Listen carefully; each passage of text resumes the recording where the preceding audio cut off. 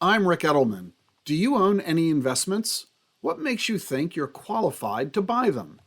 FINRA, the Financial Industry Regulatory Authority, which oversees stockbrokers and mutual funds and the sale of those products, is concerned that many investors are buying complex investments that they don't understand. FINRA wants to protect and serve these investors and protect them against these complex products. By the way, what exactly is a complex investment product? FINRA defines that as, quote, a product with features that may make it difficult for a retail investor to understand the essential characteristics of the product and its risks. Well, I think we would all agree that we want to protect investors from themselves. We want to protect investors from the risk that they may find themselves involved in an investment that is beyond their ability to understand. But what FINRA wants to do about this is unacceptable.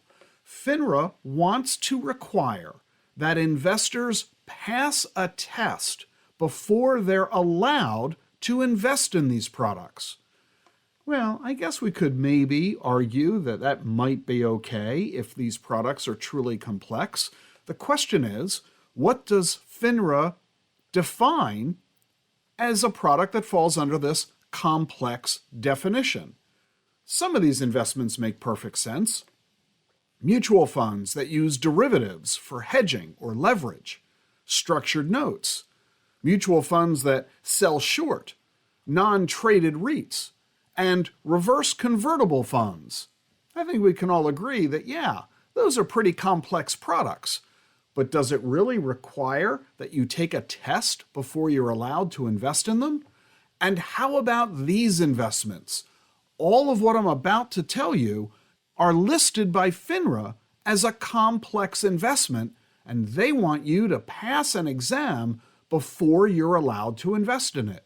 We're talking about closed-end mutual funds, multi-strategy funds, asset-backed securities, such as Ginnie Mae's issued by the government, absolute return funds, emerging market funds. All of these are considered by FINRA to be complex products, and the list doesn't even stop there. FINRA says high-yield bond funds are complex products, so are global real estate funds, variable annuities, even target date funds. All of these, according to FINRA, are complex products that ordinary consumers don't have the ability to understand, and FINRA wants you to have to pass a test in order to be able to invest in them. Target date funds are the most popular investment vehicle in 401ks in this country, and FINRA wants to require workers around the U.S. to pass a test before they're allowed to buy a target date fund in their 401k? Really? I've been in the financial services profession for 37 years. I'm founder of both the Digital Assets Council of Financial Professionals and the Truth About Your Future, LLC.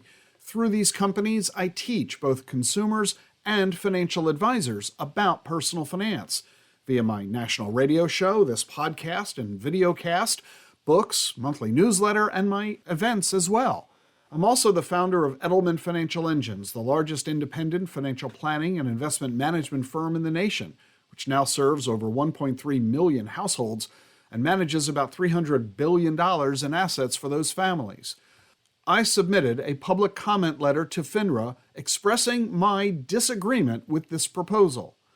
FINRA is correct that investment products have gotten very complex. Long gone are the days when investor options were solely stocks and bonds. Today, there's a myriad of products that exist, often with confounding structures, investment strategies, fee schedules, liquidity restrictions, and tax implications. FINRA well knows that far too many consumers purchase these investment products that they don't understand, often because their decisions are based on hearsay or slick marketing pitches. Indeed, the vast majority of Americans are financially illiterate, including most investors, and that's evidenced by every study done on the subject, including those conducted by FINRA. I've been in the fight to improve our nation's financial literacy for nearly 40 years. I've worked for decades alongside the Employee Benefit Research Institute, the Jumpstart Coalition for Personal Finance Literacy, the American Savings Education Council, America Saves, and others. 4 years ago, I founded the Funding Our Future Coalition. It now has more than 75 corporate, academic, nonprofit, and think tank members. It's now the largest coalition ever formed to help Americans achieve financial security.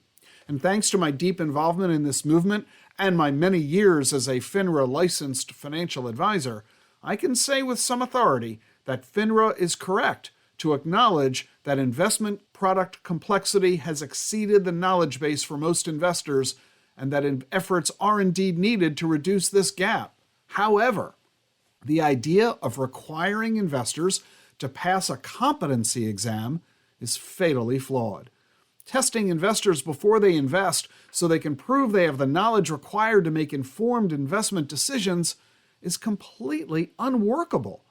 Any attempt to implement would create havoc in the marketplace. It would disrupt the entire asset management industry and materially harm millions of Americans who are striving to save for retirement. I've got some basic questions about FINRA's idea. Who will create the training materials to help investors prepare for the exam? Who will write the exam's questions? How many questions will the exam contain? Will those questions be yes, no, true, false, multiple choice, fill in the blank, or open comment? Who will craft the answers to the questions? Will the answers be truly focused on ascertaining knowledge, or will the test instead be designed to trap you and trick test takers, like using double negatives or multiple choice answers that allow for multiple positives? You know, is the answer A or B or C or A and B? How much time will an investor be provided to complete the exam? What will be the test-taking mechanism?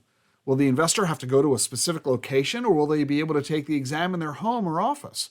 Will the exam be on paper, like the SAT, or online using a computer or smartphone? Will the exam be proctored? How will you prevent fraud? How will FINRA prevent the exam questions and answers from being distributed over the internet through illicit means? What score is going to be required for you to be deemed to have passed the exam? In other words, how much knowledge is FINRA allowing an investor to not have and still be permitted to invest? Will the questions be focused on a specific investment or a broader class of investments, or will the entire investment management realm be tested? If the exams are narrowly focused, will the questions allow test takers to demonstrate their knowledge of modern portfolio theory and other strategies that encourage diversified portfolios? Will there be different exams for each investment or class of investment? How many exams must an investor pass? Will questions deal with concepts not directly related to any specific investment, such as portfolio rebalancing and dollar cost averaging? Will questions be adjusted for those who are investing in tax-sheltered accounts like IRAs and 401ks? Who's going to determine that the questions are relevant, correctly phrased, that they're comprehensively comprising all the issues that investors face? In most households, one partner manages the finances. But if a married couple opens a joint account, will both spouses be required to pass the exam? What happens if one of them fails? How will the exam be administered to those who have disabilities or other issues affecting their ability to complete examinations? Proficiency erodes over time, partly as knowledge is lost, partly because of an ever-changing economic and product environment. How often must an investor take an exam? All of these questions must be answered, and not merely for what FINRA calls complex investments, but they'd have to do this for every investment. That's because there's really no such thing as an investment that is not complex. Every investment requires extensive knowledge. For example, every investment product deals with account registration, taxation, liquidity, and issuer solvency. Just look at account registration. Does the investor understand the legal implications of opening an account in their name only versus an account with a spouse as joint tenants with rights of survivorship, or an account held with others as tenants in common, or a trust account, or a Section 529 college savings account, or an account under the Uniform Transfers to Minors Act, or an IRA, deductible, non-deductible, and Roth, or an LLC, C Corp, S Corp, or other registration? How about taxation? The account registration impacts annual and eventual federal and state liabilities and potential IRS penalties. You got income taxes, capital gains taxes, estate taxes, at both the federal and state levels. And then there's liquidity. Many financial products, even bank certificates of deposit, often have withdrawal restrictions for as much as 10 years or more. Investors who don't know this could lose access to their money, incur unexpected fees, or lose earned interest. And then there's, finally, issuer insolvency. The return of capital for many financial products, such as bonds and fixed annuities, are subject to the ability of the issuer to pay upon maturity or the demand of the account holder. And then there's extensive literature that shows that standardized tests are biased against women, minorities, and immigrants. Requiring millions of people to take exams could prevent them from participating in the financial markets and thus interfere with their ability to achieve financial security. Finally, if testing were implemented, what would happen to an investor who fails the exam? Would they be required to liquidate their current investments, forcing you to pay whatever taxes and penalties and surrender charges are charged? We've got a financial literacy problem in our nation for sure, but forcing investors to pass an exam in order to be permitted to invest, this is not the way to resolve it. Asking consumers to pass a test proving they're knowledgeable about investments before they can invest, that's like asking patients to pass a test about health care before they're permitted to swallow a pill. There's a better, easier way to solve FINRA's concern, a solution that's already in place. FINRA should encourage investors to rely on the services of a professional financial advisor. Advisors are already required to pass an extensive battery of exams at both the federal and state levels, and are obligated to complete ongoing continuing education requirements to maintain their proficiency. Instead of asking patients to study pharmacology, we merely ask patients to consult their physician. And we should do the same in the financial services industry. Investors should be encouraged to talk to an advisor so they can rely on that professional's demonstrated knowledge, skills, and experience to guide them. FINRA's Proposal 22-08 must be killed. It's bad for investors. I'm Rick Edelman. Thanks for listening.